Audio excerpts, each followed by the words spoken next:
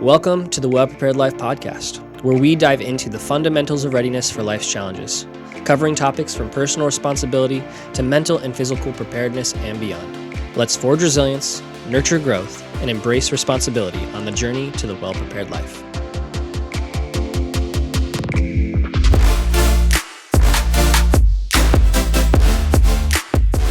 Welcome back to another episode of the Well Prepared Life podcast. My name is Nathan. And I'm Kyle. And last week we talked about community. We're going to continue that conversation, but last week we talked about it from really a metaphysical kind of mindset. And what that means is a non-physical mindset, in the sense of like how you think, how you feel, the relationships involved, the support and encouragement you get from community and dealing with loneliness, which are good things. Right. But there's more to it. It's not just the encouragement that you get from community, but also the help that you can get physically in person from real situations that you might run into in your everyday life. So, like, what's an example of that? The first one that comes to mind anytime I think about this idea is a house fire. Okay. And just because it's like that's the most drastic thing that actually is like a decent likelihood of happening to most people. Right. And in the sense of like house fires are not an uncommon thing to happen. Okay. Everybody has heard of them. People know that they can happen, and it could happen to anybody by just leaving a candle at the wrong time. Yeah. Leave the stove on. Yeah, leave the stove on, leave a candle on, whatever it might be. Dryer fire. But where do you stay? Like, sure, you Okay. could go to a hotel, house up, pay money, but that's more stress, more money that you don't have because now you're figuring out, like, is insurance going to cover this? How is it going to work? There's a bunch of stuff. I would argue that a much better situation is if you have friends around you that's like, hey, can I just, you ask because you're polite, but really it's like, if Tara and I were in that situation with you guys, and we were to be like, hey, we don't have a house, and we stay with you until we figure out what's happening. Absolutely. Like, I'm not wondering if you're going to say yes or not. Yeah. Like, that's absolutely. not, like, and just be a little cozy, but we'll make it work. Yeah, and thankfully it's like I have a few different people that I could like know that pretty confidently, and thankfully people with slightly larger houses, so you need to be in your tight space as much in an apartment. We make it work though. But as far as like, who do you have people like that? Because it's online friends can be good for some of that emotional support and connection, and like we even said last week, like not all of it. But I don't think that you can really say you have good community that can like help you in times of trouble if you don't have anybody in person. I'd say even like something as simple as car issues. Your car's in the shop or you get a flat tire. You need somebody to give you a ride. So a coworker that that lives kind of close by, they give you a ride. Yeah, so that happens all the time at work. Where it's like I'll get a text from people at work to be like, "Hey, I got to drop my car off at the shop. Can anybody come pick me up from our like mechanic?" Very common. Yeah. And it's just like that's community in a way that it plays out in person. Yeah. And sometimes it's people that you don't need to be super close to. Like you don't need to be best friends with that person to get a ride to the mechanic. Right. That's a less close than but it's like somebody that you're gonna be like, can I live in your house with you until I figure out where I'm going to live? Right. That's like, a little bit more bigger thing. Deeper relationship there. Yeah, and it's like do you have people that can help you when you can't help yourself? Yeah, like that one story you were talking about. Yeah, like there was a pastor that came to our church recently, and he was talking to our staff, and he told a story about like how after his wife had their second kid, like she had just had him, he was just a couple weeks old, she fell and broke both of her arms. And it's like, she can't pick up her kid, she can't like take care of the house, she can't do anything, and he's got to work. Because they need money to pay rent and to survive and to take care of the family. So he's like, he can't be home all day, every day. And so he's like, so what did you do? Well, they were a part of a church. And there were people that literally would just come and be at their house all day from the community. They're just different groups of people. And they would help cook meals, help clean up around the house. And they would physically like pick up their new baby and put it in like a boppy pillow thing in the mother's arms so that she could breastfeed her baby, even though she couldn't pick up the baby herself. And it's like she couldn't help herself, like in the sense of like she needed that physical help in person to really like make it through that time without just like it being a completely terrible experience. Not that it was a good experience, mind you, right? But it's like, which would you rather have? Would you rather go through it suffering through it alone, Mm-hmm. or with people that love you and care about you and are willing to help you in person. It helps manage the experience a little bit better. Yeah. It's not doesn't alleviate it completely. Well, it's Just like you helps a still little have like the broken bones Right. and the healing that comes from that, and like Mhm. the difficulty of physically not being able to do that. But imagine if like you couldn't like make meals. bit. Yeah. Like your husband needs to go to work, and it's like he's still got to pay the bills. Mhm. And so it's like, how are you taking care of your toddler? Mm. It is crazy because toddlers are crazy. Yeah. They don't understand what's going on. They don't know. Yeah. And so it's like you need help. Gosh, that's tough. And things like the hurricane Helene. Yeah. So coming Hurricane Helene man. is happening right now. Like there was a video at time of this recording I watched just like it was posted like an hour ago. Oh wow. And he just went through like the first 5 days of like what's going on there and everything that's happening.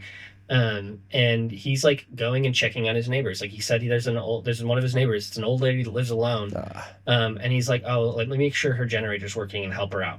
Because like one of the big things right now that people are experiencing in that, like right now they're experiencing, Mhm. is they don't have any cell connection. They don't have any internet. Mm. They don't have any way to like reach outside of their local area. So I think not only is it people in person, but also people where it's like where they live and can get to them. Yeah. In that situation. And that's a natural disaster. Like sure, it's a unique circumstance. You wouldn't say that happens every time, but there are enough things like that happen in our nation, in the world, in our lives, Mhm. where it's like we need people that we can go to even when we're like not sure, like when we can't reach outside of that direct community right around us. Mm. Like we need those people that we can go to physically co-located near type. us. Yeah. And that could just be like where like one example could be like we haven't talked through this, but like if we lost power for multiple weeks in our area, Okay. where it's like we could be like one of our like a central location to people that we know is our church. Yeah. And so we could be like, hey, if this situation happens where it's like there's been a week without power Mhm. and there's no cell reception and we haven't been able to connect with anybody, let's plan to meet up here however many days after this thing happens, Mhm. just to check in and see if everybody's doing okay. Yeah. If you can make it out.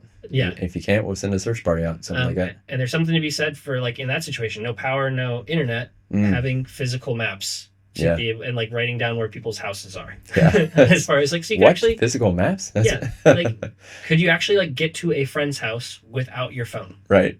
Yeah. Just using the paper map. Yeah. Yeah. It's like, could you do that? Yeah. It's like most people probably not.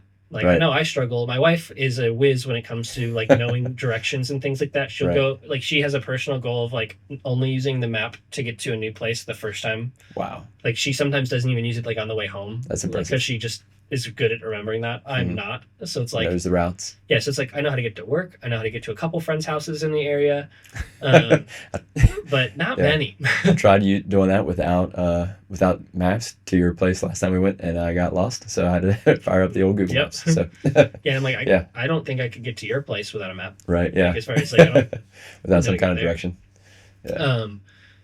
And so like do you have those types of friends where you're like I'd actually be willing to like be like hey like if this thing happened Mhm. let's plan to do this after this many days. Yeah, And that's where it's like also looking into like this gets into more other side of things, but alternate forms of communication. Like, do you have radios? Do you Mm. have other ways of connecting with people that aren't just just a cell phone and internet based? Mhm. Because Yeah. those aren't always reliable. right. Versus wiped out. a radio is person to person. Point to So, point. so, like as far as like some of them don't have great range, but it's like even a couple miles is better than nothing. Yeah. And so those are like situations where it's like you actually need people around you Mhm. to help. Yeah. What about something that's like not as urgent or priority, but like you were talking about, you had trees in your yard. Oh yeah. You couldn't help out, but you had other people Yeah. help So out. the other aspect of having like community close by, and this is like people that can come to your home, is there's like so with most things in our life, we live in a society where it's like you can pay somebody to do almost any task that you have in your Right. house. Like there's Right. almost nothing that you can't find somebody that's like, oh yeah, you pay me, I'll do that job. Yeah. Like to the extent of like live-in nannies, like where it's like literally like, you can Yeah. pay somebody to take care of your kids. Like That's if true. you have the money and you're willing to do that. Yeah. But one, not everybody, in fact, most people probably don't have the money to pay for every single thing that they need done in their house. Right. And two, it's like maybe there are things like, sure, I could spend $1,500 on getting a tree removed. Yeah. But I don't want other things that I want to put that money towards, like paying off debt and like other hobbies and things that I enjoy. Right. And so it's like, what if I have friends? Like I have a friend who lives about an hour from us. Okay. They don't mind driving. I don't know how. They used to come over to our house like every other week for like drive an hour one way. Wow. But I know that he has like a couple acres and a small farm, and he's got like chainsaws and the stuff to take down trees. And so I was like, hey, like, can you come out and we'll spend a Saturday? I'll feed you, make sure you have all the Gatorade and water that you need, and and we'll like take down some trees and get that done. And he came out and did that. And now it's like, I didn't get all of them done, so I need to plan another day in the next few months to finish doing that process. Yeah. But it's like, I was able to like learn how to do something that I watched some YouTube videos and felt like pretty confident, like I think I could do this safely. Mm-hmm. But I'm taking down like 100-foot trees. Oh, wow. Yeah, I didn't realize they were that tall. Holy cow. Yeah, these are big trees. Yeah. Big boys. Maybe not 100 feet. They're golly. At least 20? Well, I would say at least 50 to 80. Oh, shoot. Yeah. Oof. These are at least 50 to 80 foot trees. Yeah. And sure, some people will be like, you would take that down yourself? It's like, well, if we're doing it safely with the right equipment and we're taking our time and we're being smart about it. Right skills. Yeah. You know how I to would do it with somebody that does it, that knows how they're doing. And yeah, we took down 3 of the 6 trees that I needed to do. No problem. No injuries, nothing. Yeah. But it's like I learned how to do that. This same guy, as he's out, he's a shirt that says I can fix it. Kind of like fix it Felix kind of thing. But he's that kind of person who's just really good at fixing things. And like my lawnmower was not wanting to start. And he was there and he's like, hey, let's just look at it. And so he showed me how to like take apart a carburetor and make sure that the fuel intake was working great on a lawnmower. And it's like, I've never done that before. Yeah. I didn't know how to do that, but he like was able to like help me diagnose what was wrong and then fix it. Google only goes so far in that side of things. Yeah. Like if you don't know what's wrong, it's really hard to figure that out on Google. You can spend hours and hours and still not figure it out. Yeah.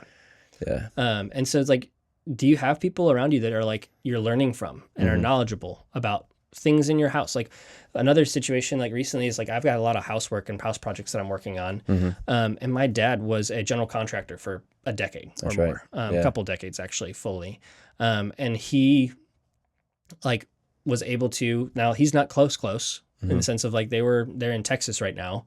But just having somebody that's like cares for us, willing to like put time and energy and money into it. They had enough like airline points to be able to fly him out and help me finish off a major part of the project. Nice.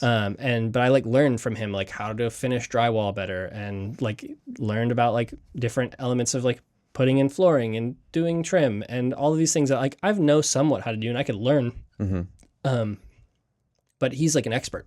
There's something to learning not online, like not through a video, not through a book. It's just having hands-on with somebody there teaching you, ask questions like, hey, am I doing this right? And that reassurance of like, yeah, that looks right. And I'd say that's like very much personality based. Like some people like can learn a lot online. Like I tend to do pretty well with that. Like I can get through most things, like but 80%. But it's those little things, those little tricks that you're like, I wouldn't have even known to think of that if I hadn't seen you do it or like you told me how to do it. Yeah. But I would say some people like they're like that's how they learn best is to have somebody walk them through something. With you. Yeah. And so it's like if you're that person, like you need people to learn how to do things. And I have to have somebody teaching me. Yeah. And so it's like so that's like if that's what you need, then it's like for you just to be like, I'll just never do anything. Yeah. Or I'll find friends that can help show me and teach me. Right. It's like which is better. Right. Yeah. From this like friends in person physical support, have there been any areas in your life where you've like seen that happen? Like as far as like for like personally, the flat tire example comes up because it literally happens so often. I learned, somebody taught me how to change a tire way back in the day. I learned that when I was first driving, and then a couple of times where I've needed rides, that's happened. But then I've been able to gain that skill and like, oh yeah, I can change a flat tire. I can fix a flat tire as long as you have a spare.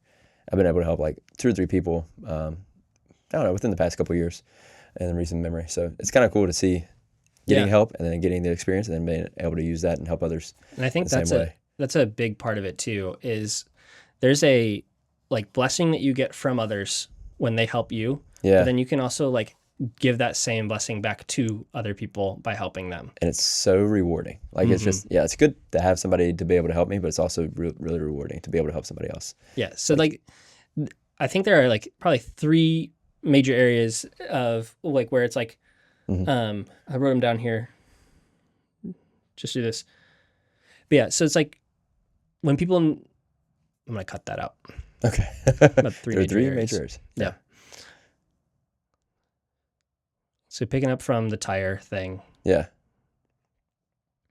So I think as you like, you see that play out as far as you're helping people and getting that blessing. One of the things too is like, so it's like, we've talked about some of the more like, I would say stressful, big situations as far as like house fire, flooding, flat tire on the road, even like where that's like, it can be a dangerous situation depending on if it's heavy traffic or busy. But there are also other areas of life where it's just like helpful to have people around that, you know, not like a scary bad time, just like moving. Yeah. Like I think both So helped. helpful. Like I know I was in like part of helping you guys move, and I know that when we moved, we had a bunch of people help us. I don't know if you were there or not. Might have been before we were hanging out as much. Yeah, I can't remember exactly. But as far as maybe like a little bit. like it is super helpful to have people help you move. Yeah. And it's like, especially when you're just moving across town. Yeah. Like you don't need to hire a full moving company to move you across town. Load up a U-Haul. Yeah, it's just like like have friends. Yeah. Who can help you and make friends and part of actually like a good way to have people help you move is help other people move. Yep. Because if you Be the show up friend. to help somebody else move and then they don't show up back, like they feel that. Yeah. They're like, I'm a bad friend. Yeah. But yeah, and it's like we're not doing it to manipulate people, but there's the element as far as like when you help other people, you're more likely to find help as well. Yeah, it's like be the friend you want to have. Yeah. Like, to have a good friend, you got to be a good friend. And it's like, so that's like one simple thing. Other simple things are like, we're talking about this with actually some of our friends, Hannah and Braden, where it's like, we're thinking about like what it would look like for us to like trade date nights. Hey. Is we have like a young child and they have a couple young children. It's like, where it's like, hey, we can come over to your house, watch your kids for an evening, put them to bed. And you guys can go out and I know that actually you and Danny, do that too. Like you've helped out with babysitting and like, or it's like, but trading date nights and it's like going back and forth to be like, hey, I'm making sure that like my friends get good quality marriage time. Yeah. But I'm doing it without like the added expense of childcare. Right. Yeah. They don't have to pay for childcare. And so it's like, and we've had friends actually, that we're connected with. That's like, she's got 2 older kids and she's literally just like anytime. Yeah. I want to watch. Come on over. I want to watch your child. That's great. And so it's like we asked once because we had a special place that we wanted to go that was close to their house, and at that point, our youngest, our like child was like, basically she couldn't go too long without eating, and so the drive time involved was like, oh, we can't leave her at home with a babysitter. We have to like hopefully find somebody. But we're like, okay, our friend lives near this restaurant. Nice. So we'll ask her if she'd be willing to watch her.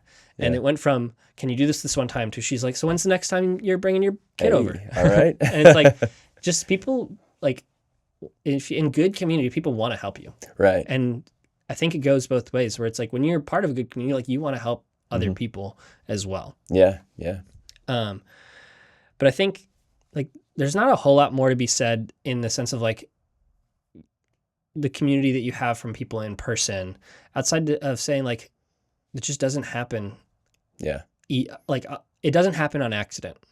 Yeah. Yes. You have to be intentional. Yeah. So like, something I'm thinking of is like the meal train. I think you had written, it's not hard to create the meal train for somebody and just create a link, set up the days that work for them. You have to work with the people that need a meal train, whether it's for a new baby or like I don't know, sickness or something that happened, job loss, something like that. Just, but yeah, it's a good way. You have to take initiative, set it up, but then that gives people the opportunity to jump in and help out. Well, and it does. And I think here's the sad picture of where this could play out. Is say you have a friend who is going through something like hard and you set up a meal train for them. Yeah. And nobody signs up. You and their one other friend That'd be tough. are the only people that sign up. Yeah. Well, a lot of times the reason for that is that person hasn't spent the time and effort to connect with other people in the community. Yeah. They've either settled to just be like, well, you're the one person I hang out with occasionally. Right. And in some situations, you might even be doing that as far as like, they don't really have any other friends. So let me try to set something up for them. Yeah. But like that's not the person that you want to be. Sometimes it's where you're at, but that's not where you want to stay. And it makes me think of a couple in our church where the husband passed away. This is a bit over a year ago now. He was an overseer in our church, been a part of this community for over a decade. And he passed away from cancer. He's young, like mid to late 30s, had 2 young children with his wife. And the support that she's had for over a year, just continuing support of people that have come over to play with her kids and to come over to like bring them food and to help shop for them and without any ask for anything in return. That comes from years of laying a groundwork of community and caring for other people and doing that. And so you can't expect to have people just start taking care of you when something bad happens if you are not known by anybody. There's, what was it? 7 effective habits of highly successful. Yeah, the seven successful people. 7 habits of highly like successful people is Something like is that. one of the books. And he talks about like making deposits, and then like so with him and his son, he has to make deposits before he can make withdrawals. Yeah. So you gotta, build the relationship, build the friendship, and then before you know it, you can ask a favor for somebody. Yeah. So there's like, it shouldn't be transactional like that. You shouldn't just be like, oh, I'm going to be a good friend so that way I can get favors later. It does require some effort. But have you ever had like a one-sided friendship Yeah. where you're like, I'm the only one putting an effort here, And it doesn't land well. it's like out. yeah, you end up getting like burnt out after a while, and the friendship ends up just like fading away. Right. It's like the same thing happens with like personal community, where it's like it's not about getting things from people. Right. But if you don't reach out to people and connect with people and build that community around you, then it's like you're never gonna get anything. Yeah. And it's not about that, because you want to like genuinely care for and help for people. Like if you and Danny were in a situation where life was just like really hard and we needed to help you for something, I'm not asking for something. I'm not being like, because the transactional aspect would be like, well, I did this for you, so now you need to do this for me. It's like, I'm not asking for anything in return. Right. But I know that if my wife and I are in a similar situation, that I know I can lean on you. Right. Like as far as like, I'm not like, I have people that I can lean on, not that I'm like, well, I need to get even with. Right. It's not like you're paying off debts or you're in debt to anybody. It's just, like I'm not expecting anything back. Yeah. But I know, because we're friends and we're close to each other, that it's like, oh, if I need something, I know I have people I can trust and like run to when I need help. Yeah, that's a good way of putting it. Because it's different than just trying to figure it all out on your own. Like it's a lot harder to build that community, but it's so much better. Because it's easy. Yeah. It's easy to be alone, but everybody knows that there's a reason why lonely is not there's not a good connotation with the word lonely. Like as far as like, that's interesting. If it was, because to be alone, when you say that you're like, oh, that sounds bad. I'm like in the sense of like, but it's like, it wouldn't sound bad if it was always like, if it was treated as like, oh, just you're alone or you're not alone. It's not good nor bad. But we kind of sell it in different forms. It's like it's me time, or I'm an introverted, and that's nothing different. wrong with that. Like, people need energy and rest in different ways. Recovering and but you can't do life as a whole. That can't be your only. It can't be 100% of your time. Yeah, like it reminds me of a story. I think I probably brought it up in the last episode, but as far as like this idea of like, there's certain cultures where it's like you can literally like order food to your house, work from home, do all these things. And it's like groceries. So you can make life technically work on your own. But you can't thrive on your own. Yeah, it can't be fun. I can't imagine that. Well, it's you can't thrive. You can't thrive. And it's well said. I think there's the element too, as far as like we talked about last week, the digital element of it, where it's like, sure, you can make digital friends, but thriving also happens in like the physical world around you. Like if you only interact with people on a computer and you only work on a computer and do this, like you're missing out on a whole other aspect of life, of like the physical world. And like this is one of the reasons I was so important that our house had like a pretty good sized yard. Right. Because I'm like, I want to be able to go outside. Like, and one of the first things I did is I built a fire pit in the back. There's something about it. Yeah. Fire pit out back. And so it's like, I want to be able to go outside and do things outside. And I'll be honest, I'm like, I don't take advantage of that as much as I should. Yeah. But it's like when we have people over, and it's like nice out, we're outside a lot. Like we Right. do things outside of, like we would grill out. Like we had a whole summer where people were coming over, like Yeah. part of a group that we like asked people to come to, but it's like, but we got to do things with people outside and like be in person. We got to like not worry about what was on our phone Yes. and not worry about the notifications. And because we had the people in person around us to connect with, and those are the same people who then I know I can lean on when things are difficult. Right. That's good. Yeah. A little bit of shorter episode, which I think is good. But community is important, and it's the mutual aspect of like supporting each other is something that is, I think you should think about. And it's like, if you don't do that now, if you don't have people around you, it's like, well, where can you get plugged in? Yeah. Um, Do you have a challenge? Like I'd say some like, kind of I'd action say look step? at, do you have people? Ask the fire question. Yeah. Like as far as if your house burned down in a fire, where would you stay? Do you have people that you would stay with? And if not, what does it look like to change it? And then as kind of some ideas for people to start looking at, where can you get involved in person? Like I know church is a great place to find people who are trustworthy and reliable. And sure, not every church is created equal, but more often than not, you can find at least a few people who you can lean on and trust. Right. And get involved in your local community, like volunteer, find ways that you're connecting with people. If you like your work environment and the people that you work with, try to get together with them outside of work. Yeah. And sometimes you're like, nope, I'm good to keep that at work. But Right. but if that's not the case, then try to get involved with them outside of work. But like start working on laying the groundwork now so that when you have hardship years from now, you aren't alone. That's good. Bam. Thank you for joining us on another episode of The Wellprepared Life. Make sure, subscribe, share this with your friends. That's the only way it's going to reach more people, and it's only going to help people if it reaches people. So thanks. Nice.